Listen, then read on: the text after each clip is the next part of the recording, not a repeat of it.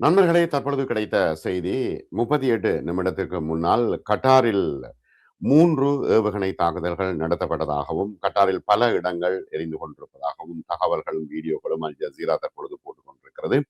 ஆகவே தொடர்ச்சியாக அரபு எமிரேட்ஸில் தாக்குதல் நடவடிக்கைகளில் ஈரான் ஈடுபட்டு வருகிறது.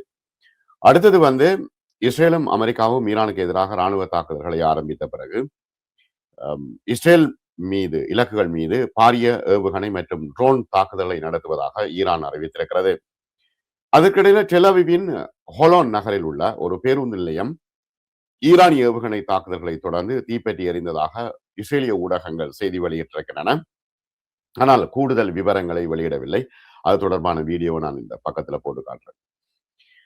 இன்று ஒரு அறிக்கையில் இந்த ஆக்கிரமிப்புக்கு பதிலளிக்கும் விதமாக ஈரானின் விரிவான ஏவுகணை மற்றும் ட்ரோன் தாக்குதல்களின் முதல் அலையை தொடங்கியுள்ளதாக ஈரான் தெரிவித்திருக்கிறது. பஹ்ரைனில் உள்ள அமெரிக்காவின் 5வது கடற்படை தளம் தாக்கப்பட்டிருக்கிறது. பாரசீக வளைகுடா மற்றும் இஸ்ரேலில் உள்ள பிற அமெரிக்க படை தளங்கள் தாக்கப்பட்டுள்ளதாக ஈரான் தெரிவித்திருக்கிறது. மத்திய தோஹா மற்றும் பிராந்தியத்தில் மிகப்பெரிய அமெரிக்க தளமான அல் உதைத் ராணுவ தளத்திற்கு அருகிலும் தாக்குதல்கள் நடத்தப்பட்டிருக்கின்றன. கட்டாரிலும் தாக்குதல்கள் நடத்தப்பட்டிருப்பதாக தற்பொழுது பிரேக்கிங் நியூஸ் அல் ஜசீரா போட்டுக் கொண்டிருக்கிறது. ஈரானின் பிராந்திய அளவிலான ஏவுகணை தாக்குதல்கள் சவுதி அரேபியா, பஹ்ரைன், கத்தார் மற்றும் ஐக்கிய அரபு எமிரேட்ஸ், இன்னும் இஸ்ரேல், ஈராக்கில் உள்ள பல இடங்கள் தாக்குதலுக்கு உள்ளாகி இருக்கின்றன. தொடர்ச்சியாக தாக்கப்பட்டால் மீண்டும் மீண்டும் தாக்குதல் நடவடிக்கைகள் இடம்பெறும் என்று ஈரான் தெரிவித்திருக்கிறது. ஆகவே டெலாவிவின் இப்பொழுது இருக்கின்ற செய்தி, டெலாவிவின் ஹோலோன் நகரில் உள்ள பேருந்து நிலையம் ஈரானிய ஏவுகணை தாக்குதல்களால் தீப்பிடித்து எரிந்து கொண்டிருக்கிறது. என்னென்றால் அந்த ஏவுகணையை அங்குள்ள அயன்டோம்களால் மறிக்க முடியவில்லை. இஸ்ரேலும் அமெரிக்காவும் தலைநகர் தெஹ்ரான் உட்பட ஈரானின் பல நகரங்களை குறிவைத்து தொடர்ச்சியான தாக்குதல்களை நடத்தி வருகின்றன. சனிக்கிழமை காலையிலிருந்து தெஹ்ரான், இஸ்பஹான், கோம், ஹராஜ், தப்ரீஸ் மற்றும் ஹெர்மன்ஷா ஆகிய இடங்களில் பலத்த தாக்குதல்கள் நடத்தப்பட்டிருக்கின்றன. கிட்டத்தட்ட 80 பேர் வரை இதுவரை கொல்லப்பட்டுள்ளதாக ஈரான் தகவல்கள் தெரிவிக்கின்றன. ஈரானின் தெற்கு இடமான மினாபில் உள்ள ஒரு பள்ளியின் மீது நடத்தப்பட்ட தாக்குதலில் 24 பொதுமக்கள் கொல்லப்பட்டிருக்கிறார்கள். 45 பேர் காயமடைந்திருப்பதாக ஈரான் தகவல்கள் தெரிவிக்கின்றன.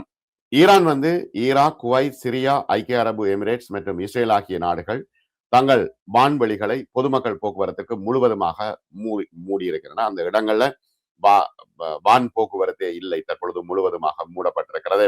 பல விமான நிறுவனங்கள் மத்திய கிழக்கு நாடுகளுக்கான விமானங்களை முழுவதுமாக ரத்து செய்திருக்கின்றன. ஈரான் இஸ்லாமிய குடியரசில் ஆட்சி மாற்றம் என்பதுதான் ட்ரம்பினுடைய குறிக்கோளாக இருக்கிறது. இது சாத்தியமற்ற ஒரு விஷயம் என்று ஈரானின் வெளியுறவு அமைச்சர் அப்பாஸ் அராக்ஷி இன்று தெரிவித்திருக்கின்றார். இஸ்ரேலும் அமெரிக்காவும் ஈரானுக்கு எதிராக மற்றொரு போரை ஆரம்பித்த சில மணி நேரங்களுக்கு பிறகு அமெரிக்காவினுடைய செயற்கைக்கோள் டிவி என்பிசிக்கு அளித்த பேட்டியில் அவர் இந்த கருத்துக்களை ஆராய்ச்சி தெரிவித்திருக்கிறார். ஓமான் அரசாங்கத்தின் மத்தியஸ்தத்தில் ஈரானிய பக்கத்தை அராக்சி வழிநடத்துகின்ற தெஹ்ரானுக்கும் வாஷிங்டனுக்கும் இடையிலான மறைமுக அணுசக்தி பேச்சுவார்த்தைகளின் நடுவில் இந்த போரை ட்ரம்ப் தற்பொழுது ஆரம்பித்திருக்கின்றார். ஈரானின் உயர்மட்ட ராஜதந்திரி இஸ்லாமிய குடியரசு ஆயிரக்கணக்கான ஆண்டுகளாக நிலைத்து நிற்கும் என்றும் ஒரு அற்புதமான நாகரிகத்தை கொண்ட சிறந்த நாடு ஈரான் என்றும் ஆராய்ச்சி தெரிவித்திருக்கின்றார். எங்களை எப்படி தற்காத்துக் கொள்வது என்பது எங்களுக்கு தெரியும், நாங்கள் எப்படி பாதுகாக்கப்பட வேண்டும் என்பதும் எங்களுக்கு தெரியும் என்றும் அமெரிக்க சேனலுக்கு அவர் பேட்டி அளித்திருக்கின்றார். ஆக்கிரமிப்பு நின்றவுடன், இந்த போர் நின்றவுடன் ஈரானும் தன்னைத்தானே தற்காத்து கொள்வது தொடர்பாக யோசிக்கும் என்று அவர் குறிப்பிட்டிருக்கிறார். அதாவது அமெரிக்காவும் இஸ்ரேலும் அடித்தால் தான் தாங்களும் திருப்பி அடிப்போம் என்று அவர்கள் குறிப்பிட்டிருக்கிறார்கள். இஸ்ரேலும் அமெரிக்காவும் சனிக்கிழமை அதிகாலை ஈரானுக்கு எதிராக புதிய போரை ஆரம்பித்திருக்கின்றன. தலைநகர் தெஹ்ரான் உட்பட பல நகரங்களை குறிவைத்திருக்கின்றன. ஈரான் இஸ்லாமிய குடியரசு மீதான இஸ்ரேலிய அமெரிக்க இந்த போருக்கு எதிரான அதன் பழிவாங்கும் நடவடிக்கைகளில் ஒரு பகுதியாக ஈரான் அமெரிக்க கடல்சார் தாக்குதல் டோமோஹக் ஏவுகணை ஆதரவு கப்பலின் மீதும் தாக்குதலை நடத்தியிருக்கிறது. ஈரான் ஒலிபரப்பு IRIB வெளியிட்ட அறிக்கையிலே கடற்படை மக்கள் தொடர்பு துறை கடல்சார் தாக்குதல் டோமோஹக் தளம் பல ஏவுகணைகளால் பதிலடியாக தாக்கப்பட்டதாக தெரிவித்திருக்கிறது. இஸ்ரேல் அமெரிக்கா இந்த தாக்குதல், ஈரானுக்கு எதிரான தாக்குதல் புதிய ஒரு நடவடிக்கை. இந்த நடவடிக்கை தலைநகர் தெஹ்ரான் உட்பட பல நகரங்களை குறிவைத்து கடுமையாக தாக்குதல் நடத்தியதை ஈரான் ஒப்புக்கொண்டிருக்கிறது. ஏராளமான உயிரிழப்புகள் ஏற்பட்டிருப்பதாக அஞ்சப்படுகிறது. பெரும்பாலானவர்கள் பொதுமக்கள் மற்றும் பெண்கள், குழந்தைகள். இதற்கு பதிலளிக்கும் விதமாக ஈரானின் ஆயுதப்படைகள் ஒருங்கிணைந்த பதிலடி நடவடிக்கைகளை தொடங்கியிருக்கின்றன. இஸ்ரேல் மீதும் தாக்குதல் நடவடிக்கைகள் சரமாரியாக மேற்கொள்ளப்பட்டு வருகின்றன. அயன்டோம் பல ஏவுகணைகளை தடுத்திருக்கிறது. ஒரு சில ஏவுகணைகளை தடுக்க முடியவில்லை. அதுல ஒரு ஏவுகணை தான் டெல் அவீவில் பஸ் நிலையம் மீது விழுந்திருக்கிறது. இஸ்ரேலின் பிரதேசங்களில் உள்ள பல ராணுவ மற்றும் உளவுத்துறை இலக்குகளையும் பாரசீக வளைகுடா பிராந்தியத்தில் நிலைநிறுத்தப்பட்டுள்ள அமெரிக்க ராணுவ தளங்களையும் இந்த ஈரான் ஏவுகணைகள் தாக்கியிருக்கின்றன. அமெரிக்க கப்பல்கள், போர்க்கப்பல்கள் மீதான தாக்குதல்கள் தொடரும் என்றும் தொடர்ச்சியாக அவற்றையும் நாங்கள் இலக்கு வைப்போம் என்றும் ஈரான் சொல்லியிருக்கிறது. ஏனைய அமெரிக்க கடற்படை சொத்துக்கள் மற்றும் ஏவுகணைகள் ட்ரோன்களின் வரம்புக்குள் தான் இருக்கின்றன என்று கடற்படையும் எச்சரிக்கை விடுத்திருக்கிறது. அமெரிக்க கடற்படையை தாக்குவோம் என்று ஈரான் குறிப்பிட்டிருக்கிறது.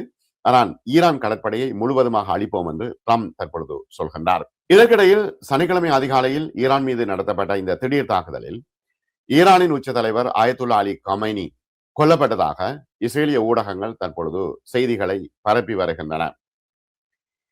அவர்கள் கூடியிருந்த பல இடங்களில் ஒருங்கிணைந்த தாக்குதல்களை இலக்காக கொண்டதாக பல மூத்த ஈரானிய தலைவர்களில் கமைனியும் ஒருவர் தாக்கப்பட்டிருக்கலாம் என்றும் தற்பொழுது தகவல்களை இஸ்ரேலிய ஊடகங்கள் பரப்பி வருகின்றன.